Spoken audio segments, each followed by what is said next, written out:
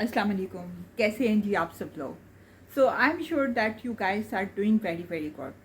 सो आप सोच रहे होंगे कि ये मैम कहाँ पे गायब हो गई हैं, कुछ अरसे से जो है वो दिखाई नहीं दे रही हैं। तो I was really busy in my schedule, but the good news is this that I am back here talking to all of you. So आज की जो बात रहेगी that is all about finding yourself, and आप अपनी ज़िंदगी का mission and गोल जो है उसको कैसे सेट कर सकते हैं, उसके बारे में आज जो है वो हम थोड़ी सी डिस्कशंस करेंगे।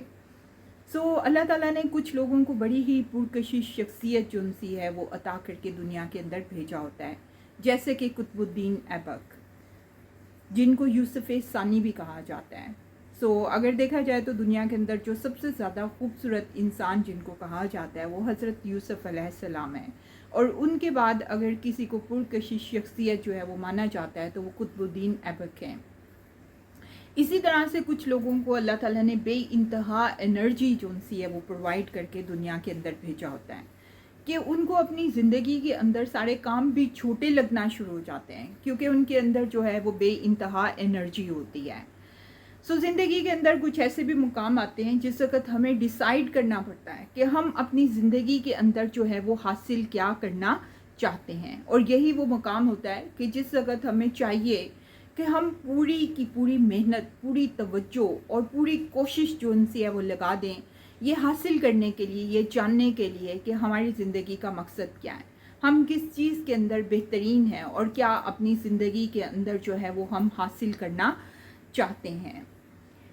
यही वो मुकाम होता है जिस वक्त हमें जो उनसे है वो अपनी ज़िंदगी का मकसद जो उनसे है वो पता चल जाता है। लेकिन अगर उसके बावजूद भी पता ना चले तो हमें चाहिए कि हम अल्लाह से दुआ करें कि वो हमें रास्ता दिखाए कि हमारी ज़िंदगी का जो है वो मकसद क्या है।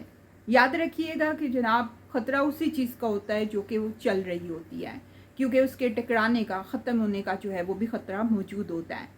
लेकिन जिस वक़्त क़ुव्वत इरादी जो उनसी है वो मज़बूत हो और हमारे सामने डायरेक्शन जो है वो राइट हो, तो हम अपनी मेहनत और लगन से ज़िंदगी के अंदर कुछ ना कुछ जो है वो ज़रूर अचीव कर जाते हैं।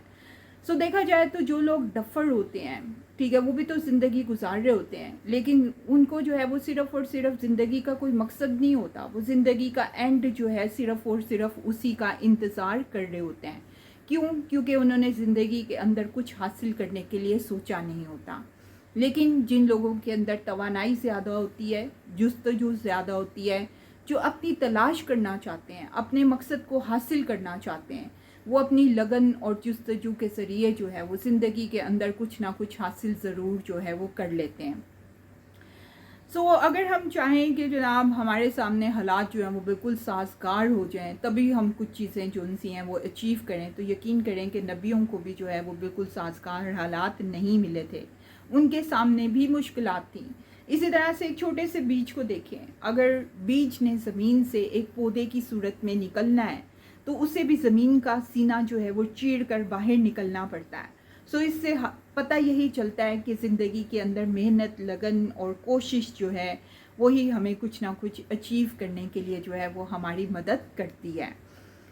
यहाँ पर मैं आपसे ये भी कहूँगी कि लोग अक्सर जो उनसे हैं वो क्या करते हैं जी, जो लोग अपना रास्ता तलाश करने की कोशिश कर रहे होते हैं, एक लगन के अंदर, एक मिशन में होते हैं, लोग अक्सर उनको पागल कहते हैं, ठीक है, उनको अक्सर जो है वो काफ़ी ज़्यादा बातें जो हैं वो बनाते हैं।